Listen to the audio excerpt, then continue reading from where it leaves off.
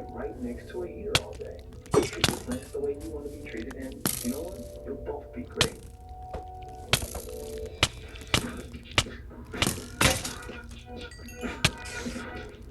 At the end of a long day of watering, tending, kicking it with my plant fam, I like to take a load off. Blow off some steam, if you will.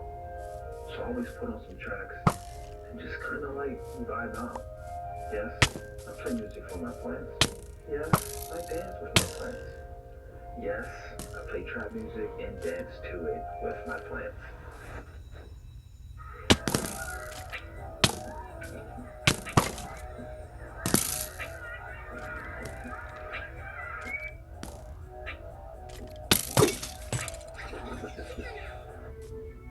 Whether you call me Father Earth, Plant Daddy, the Plant Guy, whether you call me an artist or an interior stylist or a filmmaker, I hope that I can inspire you to find that thing that makes people tap you on the shoulder at a dinner party and your wife say, that is you, and you're dope.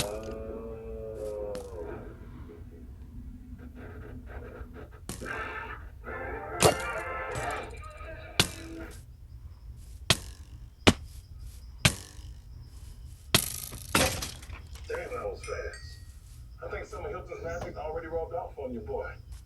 This baby right here is living her best plant life. I see you, girl.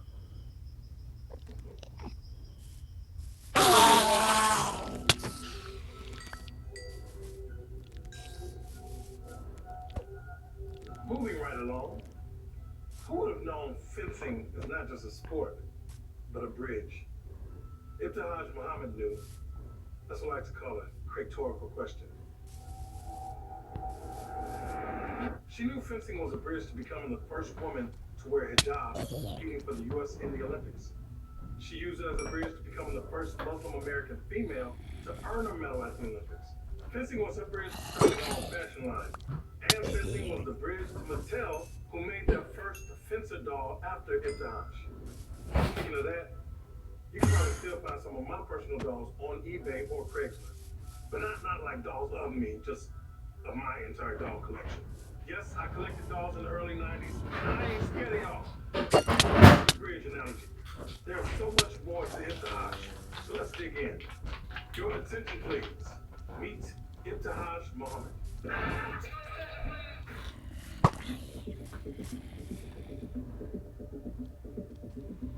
We didn't know anything about it at the time, but it uniquely accommodated our religious beliefs. It was a moment for me to participate in a sport where I didn't have to change any parts of myself. I didn't have to change any parts of my identity. I didn't have to add anything. It was my first time in my life where I was in uniform with everyone else.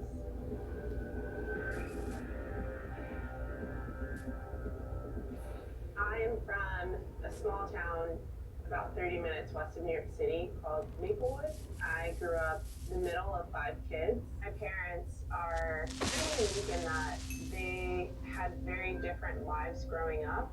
I would say that their search for this new faith was similar for a lot of African Americans around that time in the 60s and 70s, where it was kind of rejecting this idea of having a faith that maybe was passed on to our ancestors via slavery, and really wanting to adopt something that was inclusive, no matter your ethnicity, and one that kind of rejected the idea that African Americans were inferior in any way. Growing up, we were one of only 2 Muslim families, and even though I wasn't wearing hijab, at 7, 8, 9, 10 years old, when I did play sports, when I played t-ball or tennis or track, I didn't wear shorts, I didn't wear tank tops. Like, my mom would get me a short sleeve shirt to go underneath the team uniform, or she would get me spandex to go underneath the team shorts. And I'll never forget, we were passing a local high school, and we saw athletes inside of the school cafeteria from the road. They had on long jackets, they had on long pants, what we thought were helmets, and they had swords in their hand. And my mom, looked at me and she was like, I don't know what that is, but when you get to high school, I want you to try it out. And sport of fencing.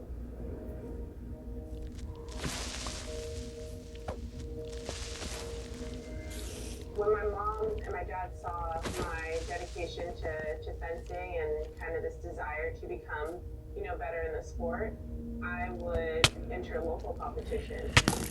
And going to these competitions outside of like this comfort, I would say, zone that I had in my hometown, I noticed that I was always the only, African American in the competition. I was for sure the only kid in hijab, and it wasn't necessarily that you noticed, right, that you were different, but it was often that other people acknowledged, that you were different.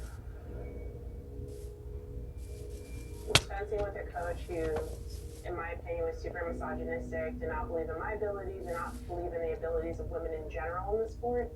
And I'll never forget, I switched coaches to a guy named Nathan Spencer Eel.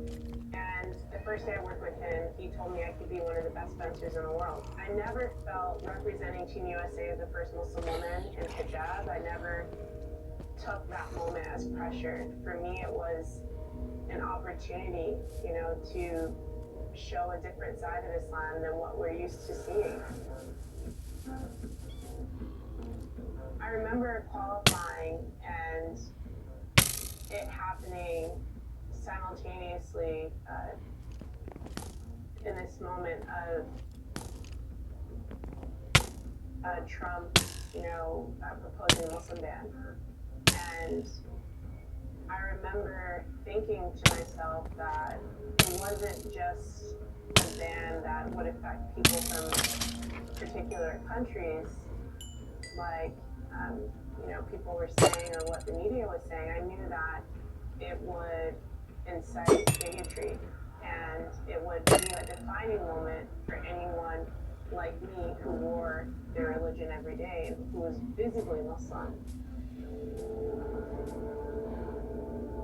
I knew that there would be pressure competing at the Olympic Games. When I arrived in Rio, I don't know if there was a conversation that happened amongst my teammates there, but they decided that they weren't going to train with me.